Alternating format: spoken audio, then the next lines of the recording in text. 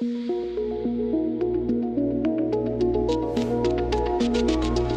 grand honneur, un grand jour de recevoir ici à cette 4e édition du MD Sahara à Dakhla, Monsieur le ministre de la République de Gambie, ministre des Affaires étrangères, le chef de la diplomatie de Gambie. Il est, je crois, à sa manière, lui aussi un ambassadeur du Maroc, parce qu'il a le royaume au cœur. Il a le royaume dans sa mémoire, dans son histoire, dans sa jeunesse, puisque l'histoire d'amour, je vais parler d'une histoire d'amour qu'il a avec le Maroc, commence à l'époque où il était étudiant ici. Et c'est par là, si vous voulez bien, Monsieur le ministre, avec votre autorisation, que je vais commencer. Je vais commencer avec ce lien indéfectible, ce lien originel que vous avez avec le Royaume du Maroc, et commencer par un témoignage donc, de cette époque-là pour parler de la stratégie royale pour l'Afrique avec une diplomatie de proximité. Et c'est avec vous qu'on va en parler. On commence avec ce témoignage personnel, si vous voulez bien. Merci beaucoup, Nadia. C'est un plaisir de vous retrouver. On s'était retrouvés lors des Meddays. C'est toujours un plaisir pour moi de revenir au Maroc, et surtout dans cette belle ville de Dakhla. La première fois que j'étais là, c'est en 2020, et je ne cesse de voir l'évolution positive de cette ville. Pour parler de mon attachement au Maroc, je pense que le Maroc fait partie intégrante de ma vie. Comme on dit en anglais, it's really my second home. Parce que j'ai fait mes premières armes universitaires ici au Maroc, plus précisément à Oujda, à l'université Mohamed Ier. Et je me rappelle, à l'époque, quand on était arrivé, on a été très bien accueillis. Et ça, c'était en fait en parfaite harmonie avec la vision de Sa Majesté Feu Hassan II, qui a eu cette vision de former beaucoup de jeunes Africains, et même au-delà de l'Afrique. Donc c'est un pionnier de la coopération sud-sud.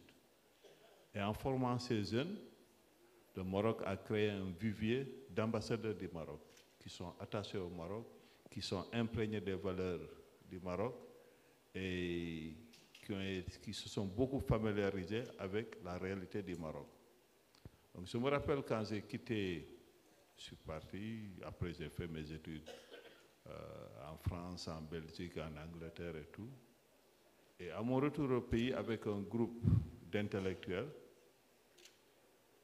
et d'écrivains sous la houlette de Feu Aliou Badara Bey, qui était président de l'Association des écrivains du Sénégal, qui vient de décéder le 1er décembre, que Dieu l'accueille dans son paradis. On a créé un groupe d'intellectuels pour promouvoir la marocanité du Sahara. À l'époque, je ne pensais même pas rejoindre le gouvernement. Parce que mon ambition, mon objectif, c'était vraiment pas d'être dans un gouvernement. D'ailleurs, je me rappelle la première fois que des gens sont venus me voir pour être consul honoraire du Mali, parce que mon père, figurez-vous, est originaire du Mali. Je leur ai dit que non, ça ne m'intéresse pas. Moi, la chose publique ne m'intéresse pas. Et quand ils sont partis, mon père m'a appelé pour me dire, mais toi, ça ne va pas, non? Comment des gens peuvent te faire confiance, ils viennent te parler et tu dis que la chose publique ne t'intéresse pas, alors que tu fais partie du public. Et à l'époque, je lui ai dit, moi, je ne serai jamais dans un gouvernement. Il a rigolé, il m'a dit, tu verras, toi, ton destin est tracé. Et quand je le disais avec conviction. Ce qui n'a jamais changé tout au long de mon parcours, c'est la reconnaissance de la marocanité du Sahara. La marche verte, on suivait. Oujda était une ville assez particulière, mais très intéressante, qui a forgé notre caractère. Et quelques années après, j'ai été nommé ministre. Bien sûr, la première fois quand je suis venu, c'était Taïb Fassi qui était ministre. Il m'a demandé, qu'est-ce que tu veux faire, Mamadou? J'ai dit, j'aimerais bien retourner à Oujda, mais par la route. Et pour voir. Et j'ai vu de mes propres yeux l'évolution de ce pays, vraiment extraordinaire, sous Sa Majesté Mohamed VI, que Dieu l'assiste. Et quelques années après, je me suis retrouvé à New York comme ambassadeur représentant permanent de la Gambie avec mon grand frère qui est là. Je lui rends hommage, c'est un grand diplomate. Je connais des gens qui étaient des adversaires farouches du Maroc. Et un est venu me voir et me dit, Mamadou, moi je ne sais pas quoi faire avec Omar. Parce qu'il attaque, mais il sait toujours avec tact répondre. Et il dit, moi je ne vais plus parler de cette histoire. Donc félicitations grand frère, vraiment vous avez un grand homme ici. Et c'est lui qui m'a aussi fait découvrir Dakhla. Parce qu'il m'avait proposé de venir passer. Je me demandais où aller passer les vacances avec les enfants de New York. Il m'a dit, mais il faut aller à Dakhla. Il m'a montré la photo que j'ai montrée à mes enfants qui m'ont dit, non, on va aller là. Et je ne sais pas, heureusement ou malheureusement, avant les vacances d'été, moi j'ai été nommé ministre. Je suis parti. Donc les enfants me disent, tu nous dois ce voyage-là. Et quand j'ai été ministre, l'un des premiers actes que j'ai posés, c'est d'ouvrir un consulat ici à Dakhla. Donc j'ai ouvert, grâce à Dieu, le premier consulat en 2020. Et quelle fut grande ma joie quand en 2022, Sa Majesté le roi Mohamed VI, que Dieu l'assiste, dit que désormais, tout sera vu à travers le prisme du Sahara. Donc, et aujourd'hui, chaque fois qu'un nouvel consulat est ouvert, ça me réconforte et ça me donne une grande satisfaction et ça valide cette conviction profonde de la marocanité du Sahara. Bon, grosso modo, je pense que... La République de Gambie, pionnière, première des premières à reconnaître la marocanité du Sahara, grâce finalement à l'histoire et à ce partage de valeurs universelles dont parlait aussi l'ambassadeur Omar Hillel tout à l'heure, et les valeurs aussi dont vous parlez. C'est intéressant cette histoire déjà, ambassadeur en herbe depuis Oujda, et travailler sur ces valeurs et sur l'intégrité territoriale d'un pays, de ce pays qui est le nôtre, le Royaume, à qui vous vouez une grande passion et un grand amour, on le voit, avec beaucoup d'intégrité. C'est vrai que la Gambie a été, dès les premières heures, aux côtés du Maroc dans cette défense de la cause nationale. On a beaucoup parlé de souveraineté solidaire, de solidarité agissante et de souveraineté aussi dans le cadre de la coopération Sud-Sud. C'est un fil rouge, une stratégie prioritaire et une stratégie royale pour Sa Majesté le roi Mohamed VI. J'aimerais vous entendre, Monsieur le ministre, sur cette ambition et cette priorité que le souverain a mis en valeur prioritaire, cette souveraineté qui agit aussi avec la Gambie, mais aussi avec le reste des pays frères africains, avec la famille africaine, et avec cette date du 31 janvier 2017 qui a été très importante aussi pour le Royaume du Maroc. Bon, vous savez, on était au MEDES, le thème c'était souveraineté et résilience. Et moi, je me suis dit que la souveraineté, quand on parle de souveraineté, moi je parle de souveraineté africaine, mais dans le respect de l'intégrité territoriale des pays. Ça, c'est un principe intangible. Et cette souveraineté qui n'est pas rivalité doit être solidaire, une solidarité. Et c'est pour cela que je pensais à cette solidarité agissante. Et je pense que le Maroc a montré un bel exemple en tout mutualisant ses moyens avec ses frères africains. Et l'initiative atlantique, par exemple, quand la Gambie fait partie des pays qui ont participé les premiers à cette initiative et on est toujours très actifs. Parce qu'on est confronté à un certain nombre de défis qu'on est incapable de relever tout seul. Et il y a des pays qui ont beaucoup plus de moyens, beaucoup plus de renseignements pour pouvoir épauler les autres pour qu'on puisse ensemble faire face aux défis. Vous savez, il y a quelque temps, quand on parlait de piraterie, c'était vers la Corne de l'Afrique. Mais on voit que progressivement, ça s'approche de nos frontières. Et aujourd'hui, dans la zone du Sahel, par exemple, on est confronté à cette guerre asymétrique qui fait qu'on est obligé vraiment d'échanger les informations, de travailler main dans la main, parce qu'on a affaire à un ennemi non conventionnel, qui est là avec vous, qui dort avec vous, qui dîne avec vous, et que quelque part, dès que vous tournez le dos, vous plantez un couteau dans le dos. Et c'est pour cette raison que le Maroc a pensé à créer cet espace, que ça soit un espace de solidarité, de mutualisation de nos moyens pour faire face aux défis qui s'imposent à nous. Et je pense que cette initiative de Sa Majesté à saluer et nous participons et nous continuerons à participer avec force pour réaliser cette vision. Notre mission, c'est de transformer cette vision en action concrète. Ce n'est pas seulement des paroles vaines, pas dans des conférences comme souvent on a l'habitude, on part sans rien faire comme on dit en anglais. We need to walk the talk. Faire en sorte que tout ce que nous disons, que nous puissions l'accomplir. Et je pense que sur beaucoup de domaines, par l'exemple, le Maroc montre la voie. Moi, j'ai souvent l'habitude de citer ce qui s'est passé pendant la période des tremblements de terre ici au Maroc. Parce que souvent, quand il y a ces phénomènes, il y a certains qui en profitent pour se faire un nom. Mais en réalité, ils font plus de bruit qu'apporter quelque chose aux populations. Mais là, le Maroc, de façon souveraine, on a vu tout le peuple se mobiliser suite à l'appel de Sa Majesté pour venir en aide aux sinistrés.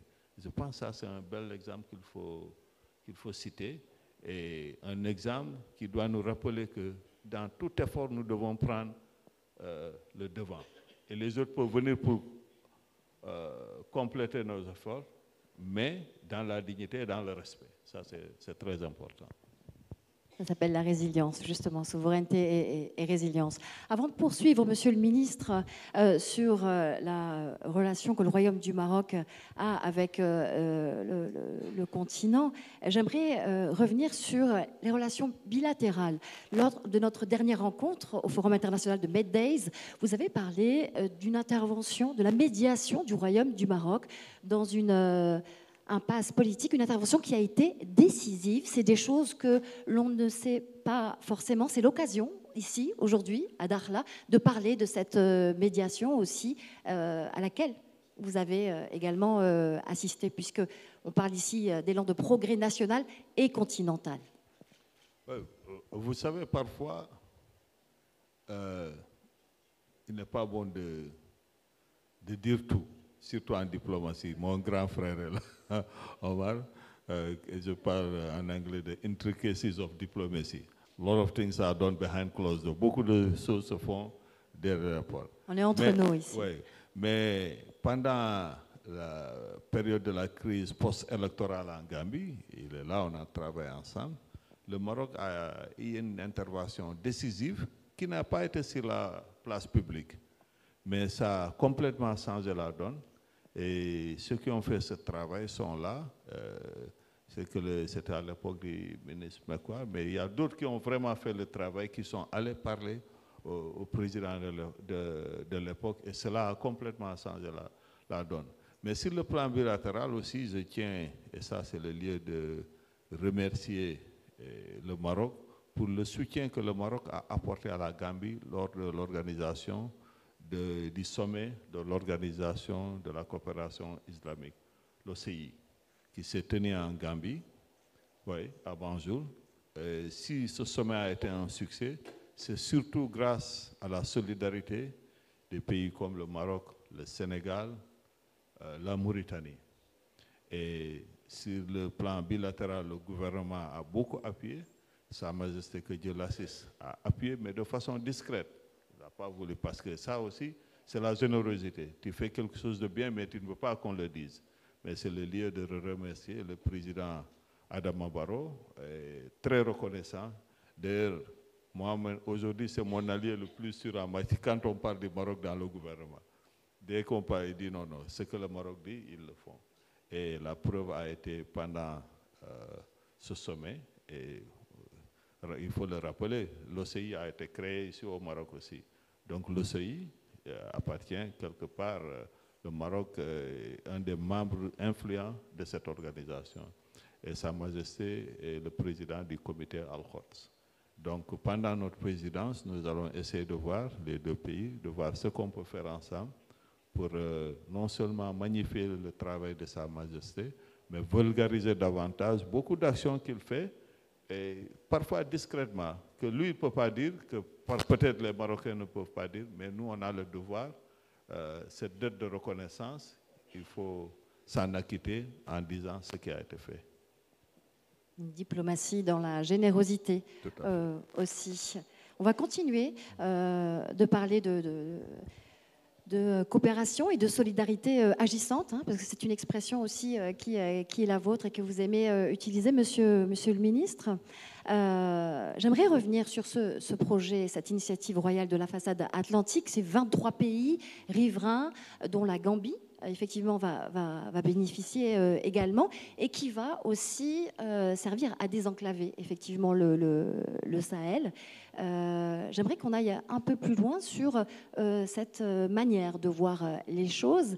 Est-ce qu'on peut dire que c'est une manière de repenser toute la zone aussi de manière solidaire avec ces pays frères africains, et quelles vont être les priorités, où on en est aujourd'hui de ce projet structurant pour l'Afrique?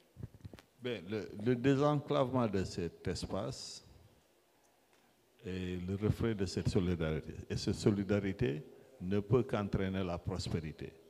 Et en créant des richesses, c'est aussi une façon de juguler certaines crises. Parce qu'aujourd'hui, si il y a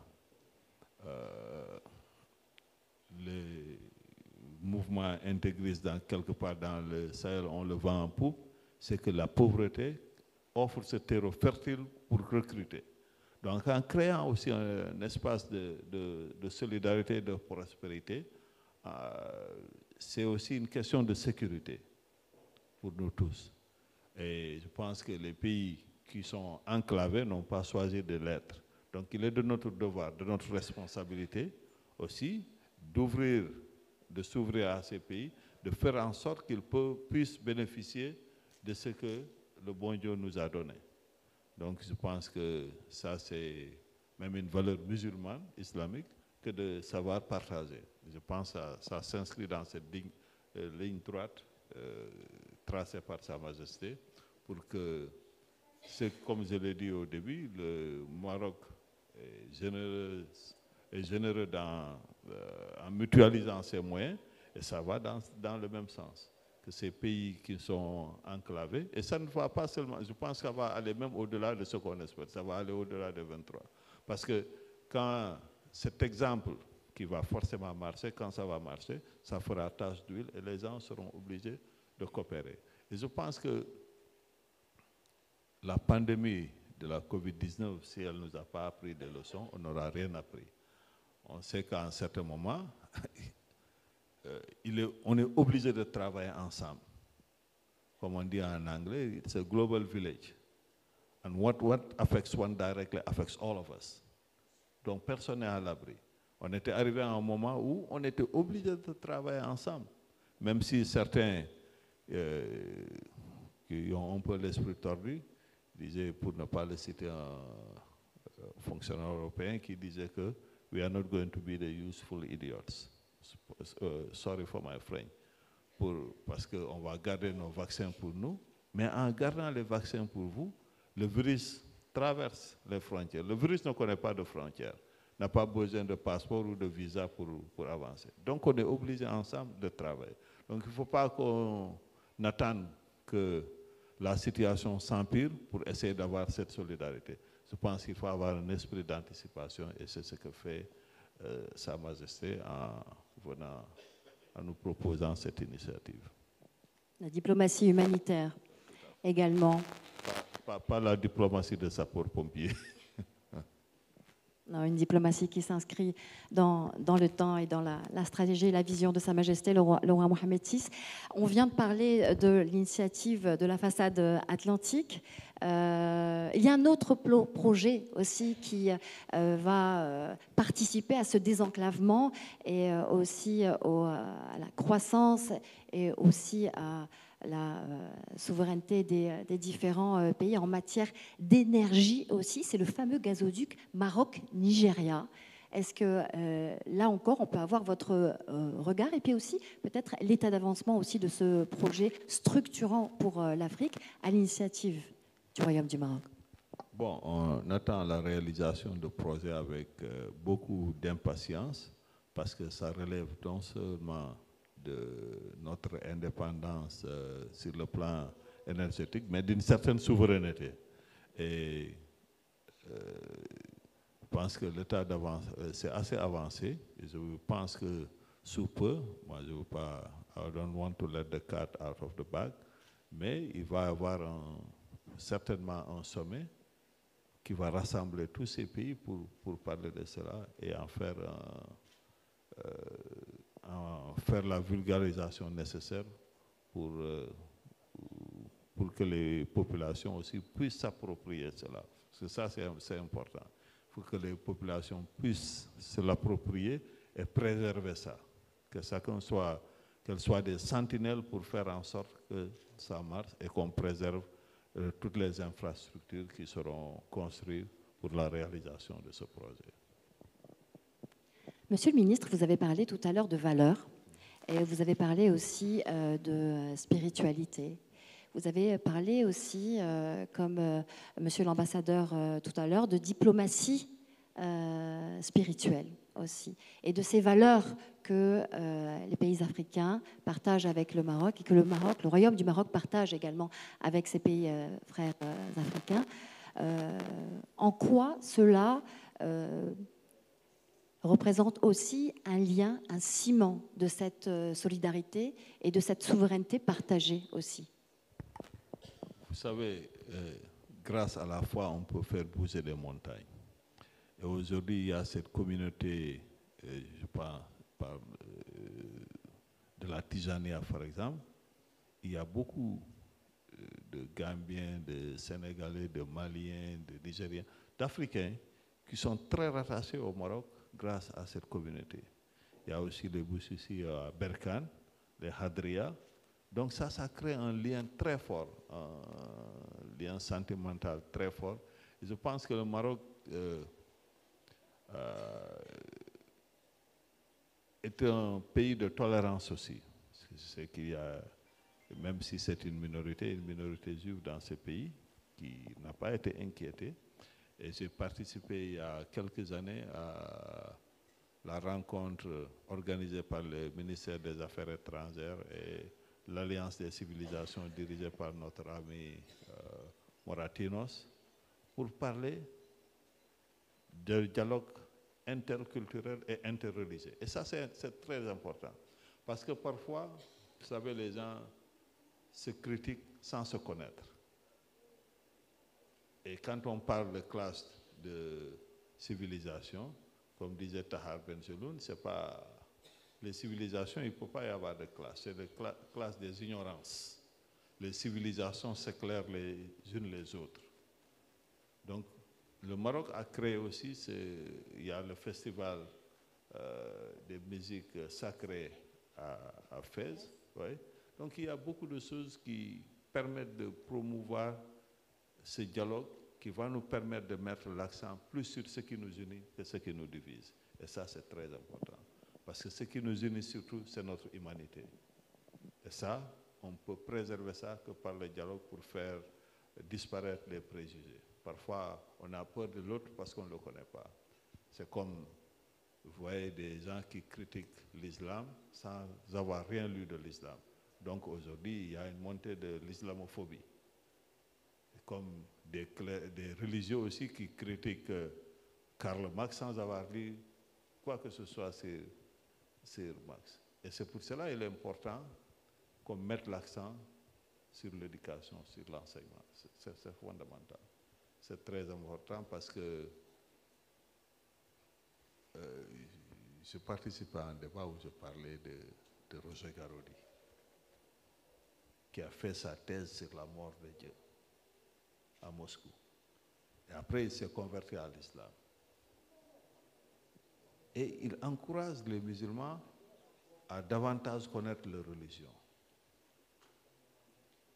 à s'éloigner du dogmatisme.